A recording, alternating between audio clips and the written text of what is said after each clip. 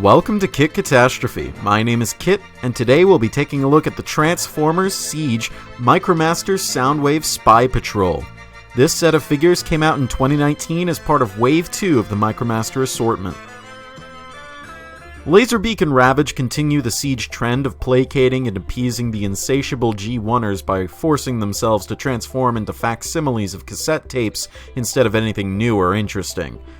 But, of course, these aren't actually cassette tapes, since little Brayden down the road wouldn't know what those even are. Laserbeak and Ravage are the V1 and V2 Sonic Surge drone armor, respectively. They don't particularly look like anything but some slabs of mechanical greeblage unless your eye is already trained to pick out the natural design elements of Laserbeak and Ravage. This is actually kind of pathetic.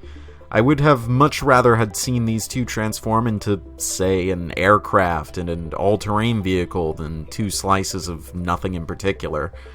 These barely count as alternate modes. The intended play pattern for the alternate modes are to use them as shields, which I refuse to believe Soundwave would be okay with. If they were Frenzy and Rumble, maybe, but not his most loyal pets. At the very least, it gives one of them somewhere to go when the other is inside Soundwave's chest. It's a very snug fit, let me tell you, though if you insert them successfully, it does give Soundwave some extra visual interest on his chest. As far as my copies go, Laserbeak is a better fit than Ravage. Laserbeak's transformation barely requires any explanation. You simply have to move every part which can be moved, and you'll get to robot mode in no time. Ravage is actually a fair bit more complex, although that's not saying much at all. He has a fair amount of joints and more than his share of clearance issues.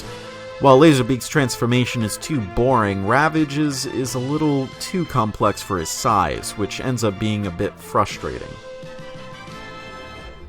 Laserbeak's robot mode is just as evocative as ever, though strangely is far more bird-like than his actual appearance in the first episode of the original cartoon.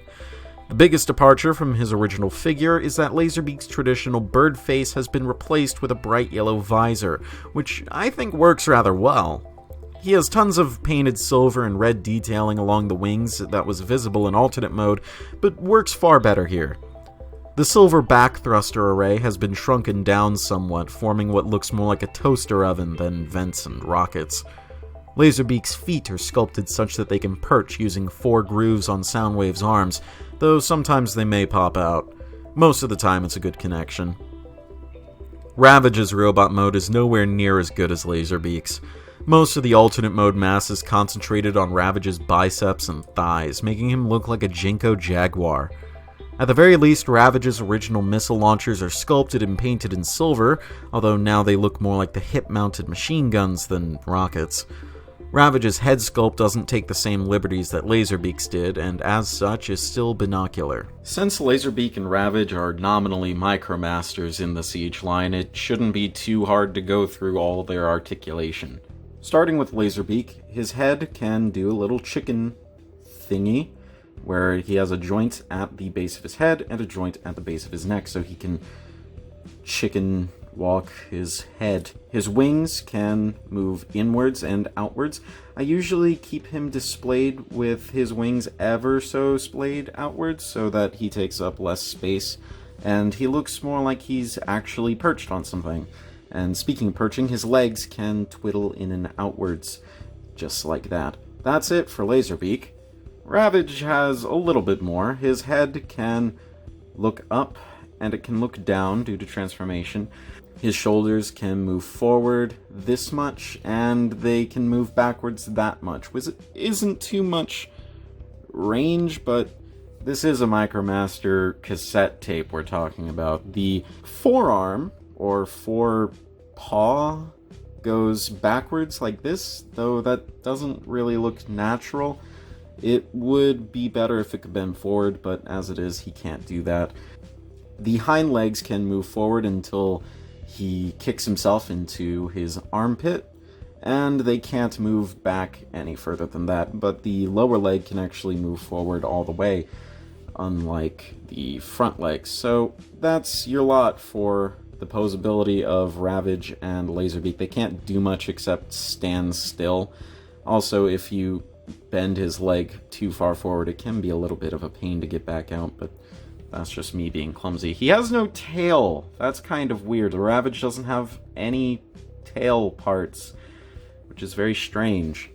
But I digress. Ravage and Laserbeak, their articulation is basically nothing, but what did you really expect? For what it's worth, the Soundwave Spy Patrol does everything it set out to do. If all you want is a remake of Laserbeak and Ravage to go with your Siege Soundwave, then here you go. If you want a set of good Micromasters, though, you might be better off skipping this set. Laserbeak is fine, although he's dismally boring, and Ravage is just kind of trash from start to finish. Their alternate modes don't really do anything that other versions of Soundwave and his minions do better. You're better off just getting the G1 reissues that are still out in stores as the writing of this script. As it stands, Laserbeak is just inoffensive enough to get the rank of crummy, while Ravage, unfortunately, is so poor that I think he's deserving of the rank of ignore. You know, it's also a shame that they both can't be inside Soundwave at the same time.